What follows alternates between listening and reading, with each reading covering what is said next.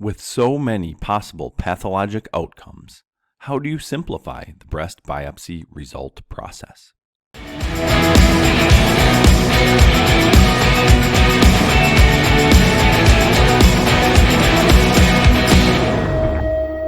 Heads up!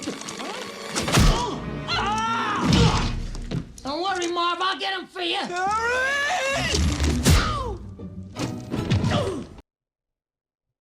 The answer is using buckets, compartmentalizing the biopsy results into three main categories.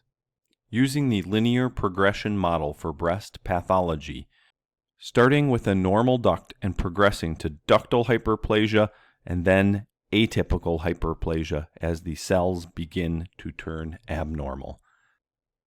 If the atypical cells continue to fill the duct, this becomes ductal carcinoma in situ, or a stage 0 breast cancer.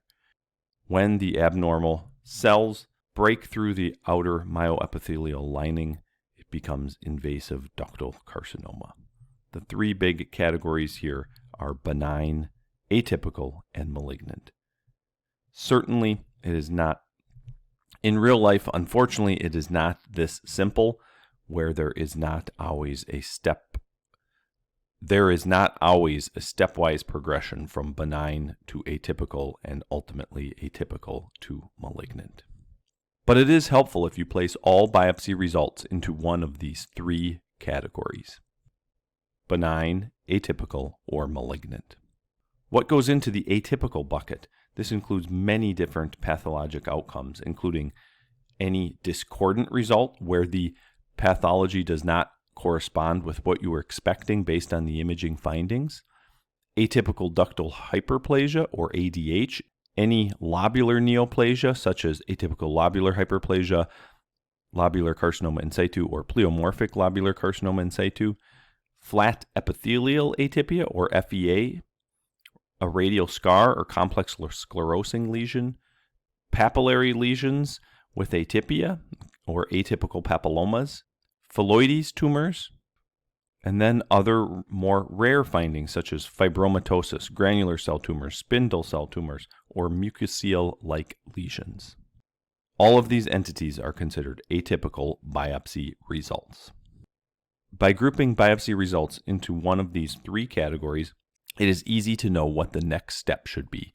Benign findings on a biopsy, the patient can return to normal screening. An atypical finding usually requires surgical excision. However, occasionally, imaging surveillance is utilized.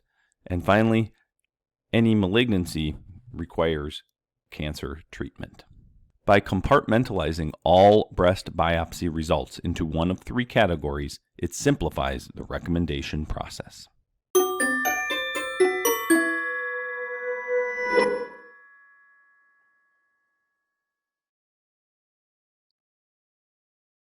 Thank you for watching. Please click subscribe to see more of our content, or go to MAMMOGUIDE.COM to learn more about breast imaging.